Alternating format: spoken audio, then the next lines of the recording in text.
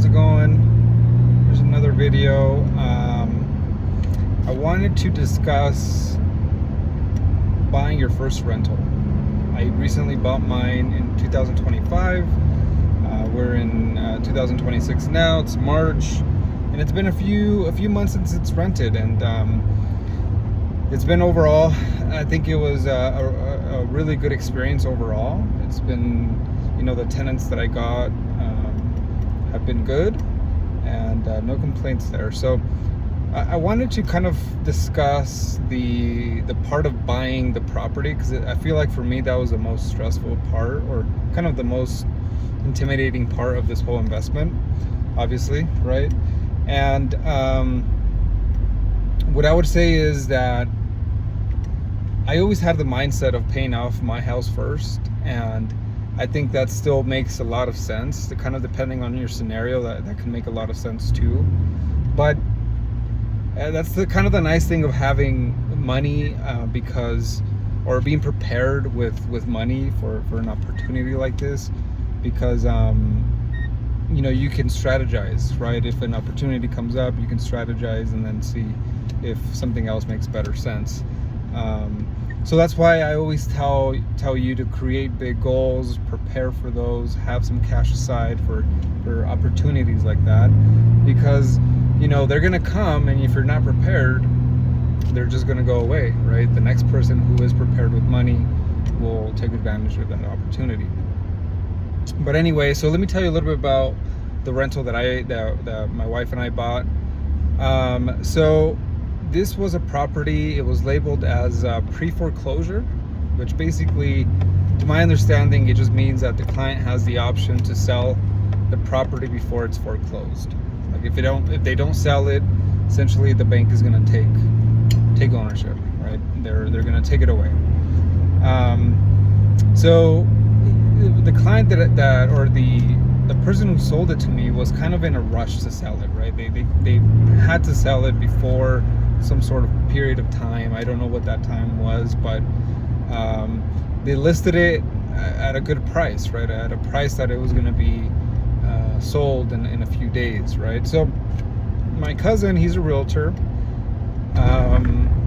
A few weeks prior to this house coming in the market, I told him, hey, I'm looking for a property, small house within my budget, and let me know if you see anything.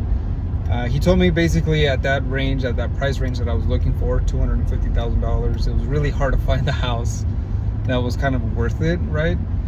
But that he would let me know.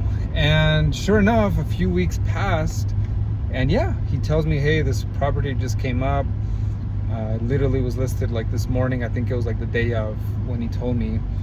And it's a cash deal. And they want $250,000. I think it was the exact amount that I was thinking about. So I tell him, hey, yeah, let's schedule a viewing. He gives me the code. We go check it out. And yes, the house is a disaster, right? The house, inside and out, there's a mess. But I think that was helpful in my situation, because the house itself was not too damaged, right? Like don't get me wrong, there was a lot of work that was done to the house, but structurally wise, the house was fine. It had no foundation issues, no structural issues, right? The biggest thing that I needed to do to the house was the roof. That was the most expensive fix that I had to make. But overall, it just looked really messy, right? The backyard was full of stuff.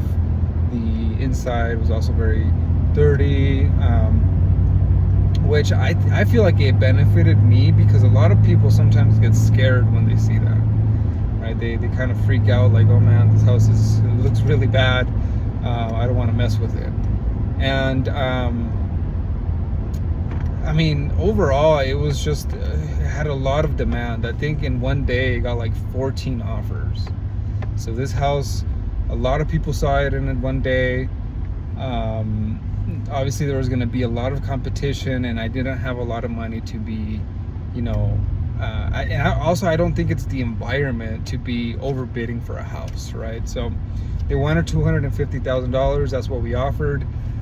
I think the reason why we stood out, or I know this was the reason why, was because we offered 2 months of free rent. That was the only thing that I had to my power and offered to these people that were living there. I was like, hey, we'll give you what you're asking for. I think we gave them a few thousand more, like a couple $1,000s more. And on top of that, we'll let you stay for another 2 months free of rent. Like, don't even worry about it. You don't have to give us anything.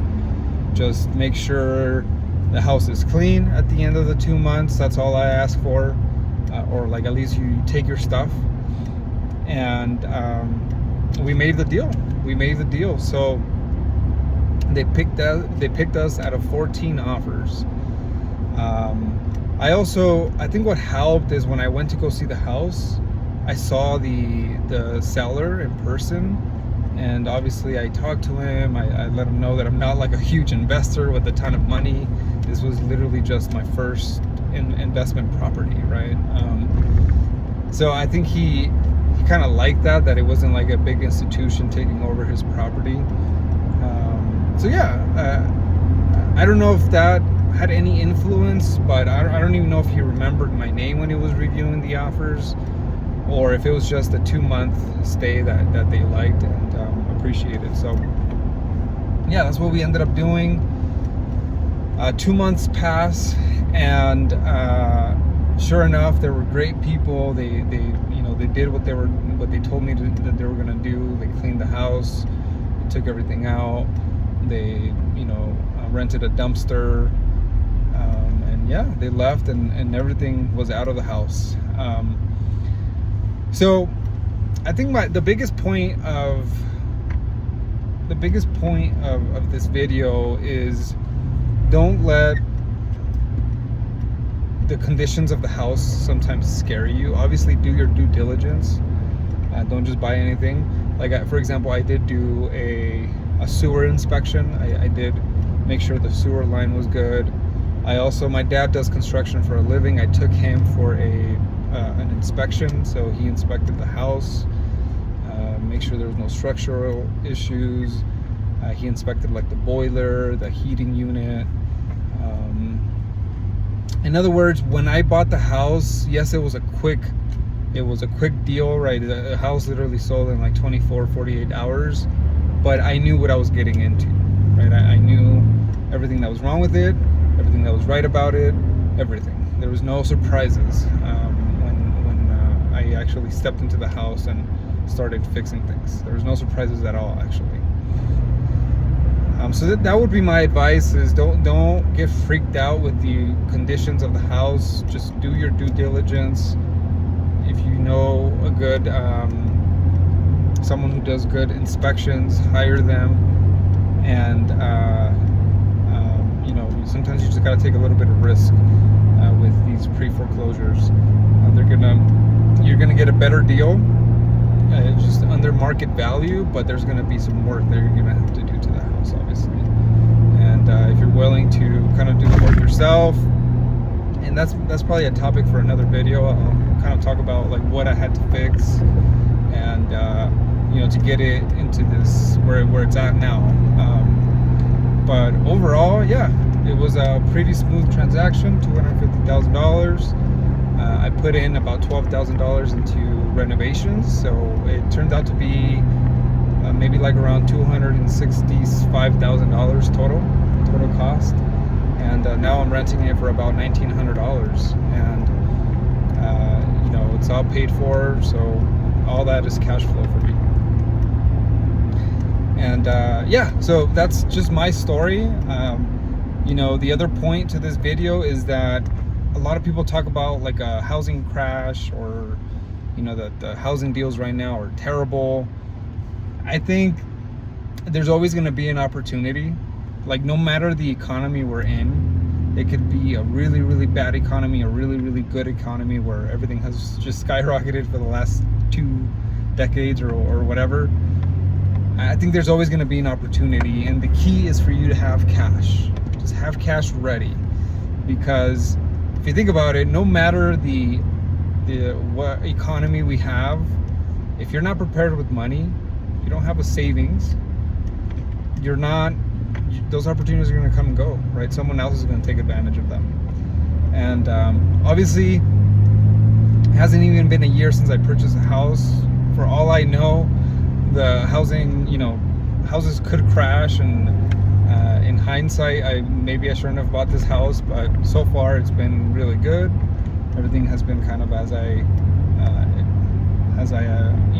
expected, and so yeah, that's my message for the day. Thank you guys. I hope you enjoy these videos.